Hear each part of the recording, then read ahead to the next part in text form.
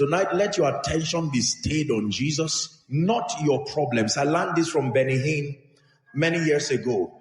And he said, traveling across the world and seeing the mighty hand of God in his crusades, he said one of the things he learned, particularly about the healing ministry, is that every time people focus on their problems, focus on their pain, focus on their frustrations, they usually did not receive, no matter how powerful the crusade was. And for a while he was bothered and he asked the Lord, he said, God, why would such a strong atmosphere of your power, your glory, and yet some persons don't receive?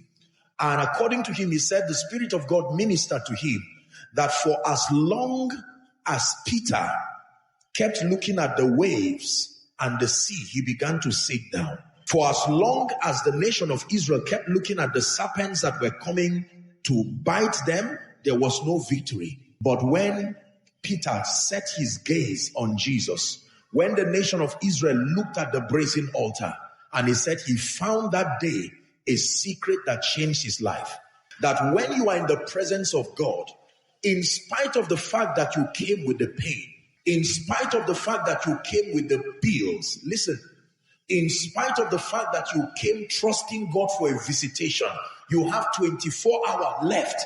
If not, they may charge you to court. There may be some kind of problem. You never get victory focusing on the problem. You have to trust God enough to look beyond that problem and look at him who sits upon the throne and to the Lamb. The more you look at the problems, the challenges, the situation, you know what happens? It grows. It is magnified as your faith shrinks. But if you take your eyes away and you focus on Jesus, I don't know where the bills will come from, the money for the bills, but I look unto you. I don't know where the next meal will come from, but I look unto you. I'm having this court case. If God does not help me, perhaps it is doomed for me, but I look unto you. I have this medical report I brought. They said I'm cancer stage 2, 3, 4. I'm almost gone. They said my kidneys are packed. They said my eyes are not functioning. I brought someone blind, deaf, dumb, crippled. Doesn't matter. Provided you focus on the situation, I'm telling you, you make it difficult for the power of God to reach you. The way it works is that you must trust God enough to say, this challenge, I don't ignore the fact that you are here, but I'm in the presence of Jesus. You cannot be a distraction. Are we together? And do you know, I have seen this happen many times by the grace of God. There are people who suddenly turn away from those problems and just focus on Jesus. I tell you, many times you turn back and find out a miracle has happened. Most of them will tell you, I was left in reckless abandonment worshiping him. I checked the pain and the pain was no longer there.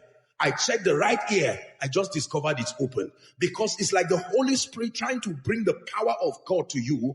But once you are distracted, the more you look at your problems, you magnify Satan.